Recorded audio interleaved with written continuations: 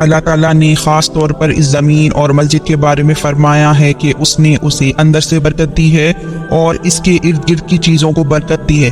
اسے مقدس سرزمین کے نام سے جانا جاتا ہے کیونکہ یہ تمام گناہوں سے ایک کو پاک کرتا ہے۔ یروشلم کے ہر انچ پر یا تو کوئی فرشتہ عبادت میں کھڑا ہوا ہے، کوئی نبی جو اس علاقے میں اللہ کی عبادت کرتے تھے، یا کوئی نبی جو وہاں مدفون ہیں۔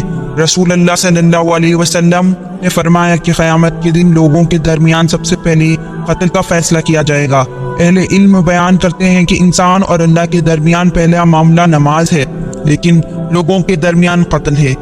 رسول اللہ صلی اللہ علیہ وسلم نے یہ بھی فرمایا کہ مظلوم کی دعا اللہ تک پہنچنے میں کوئی رکاوٹ نہیں ہے، اگرچہ مظلوم کافر ہی کیوں نہ ہو۔ البتہ کافر کو قیامت کے دن اپنے کفر کا سامنا کرنا پڑے گا، جبکہ ظالم کو ان کے اعمال کا حساب دینا پڑے گا۔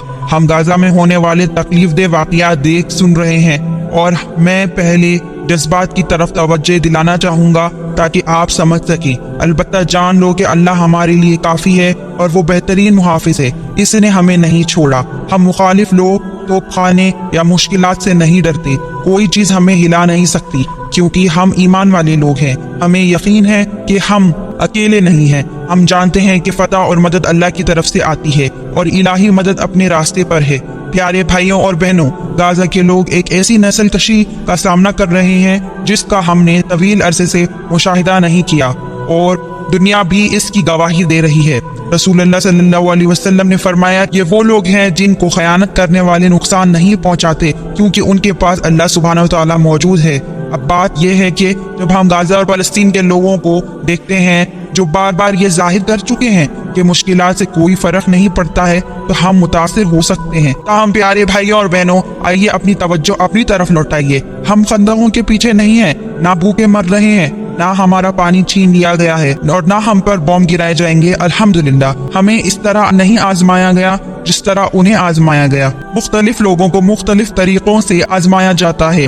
ہو سکتا ہے کہ کچھ لوگ اس آزمائش کے دوران اپنی جانیں گنواتے رہے، جیسا کہ وہ کرتے ہیں۔ اللہ سبحانہ تعالیٰ نے ذکر کیا ہے کہ جو لوگ خندق میں ڈالے گئے اور مارے گئے انہوں نے کامیابی حاصل کی۔ وہ لوگ اللہ کے ساتھ اپنے عہد کے وفادار رہے اور اب جنت میں ہیں۔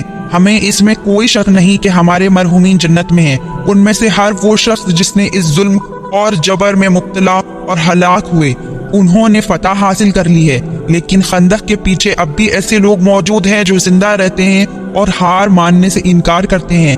آپ جان لیں کہ آپ کی ذمہ داری ہے، یہاں تک کہ اگر آپ جسمانی طور پر خندق میں نہیں ہیں تو آپ اس کے باہر کے افراد میں سے ایک ہو سکتے ہیں جو اندر موجود لوگوں کی حمایت اور وکالت کرنے کی کوشش کر رہے ہیں۔ اس سے کوئی فرق نہیں پڑتا کہ آپ کے پاس کون سا پلیٹ فارم، آواز، پیسہ یا دعا ہے۔ جب آپ انہیں اللہ کے لیے استعمال کرتے ہیں تو آپ اکیلے نہیں ہوتے۔ یاد رکھیں، فتح صرف اللہ کی طرف سے آتی ہے اور آپ کو اپنی ذمہ داری کو نبھانے کے لیے ہر ممکن کوشش کرنی چاہیے۔ یہ سیاست سے بالاتر ہے، یہ ایمان کا معاملہ ہے۔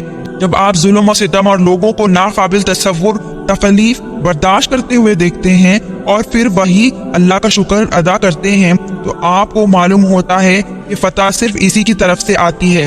اس سے کوئی فرق نہیں پڑتا کہ ہمیں خندق سے باہر ان کی آواز ہونے کے نتائج کا سامنا کرنا پڑتا ہے۔ انشاءاللہ فتح فلسطین کی ہوگی، ہمیں اس پر پورا یقین ہے، جیسا کہ ہمارا عقیدہ ہے کہ فتح اور مدد صرف اللہ کے ہاتھ میں ہے اور وہ جب چاہے گا ہوگا عنقریب انشاءاللہ۔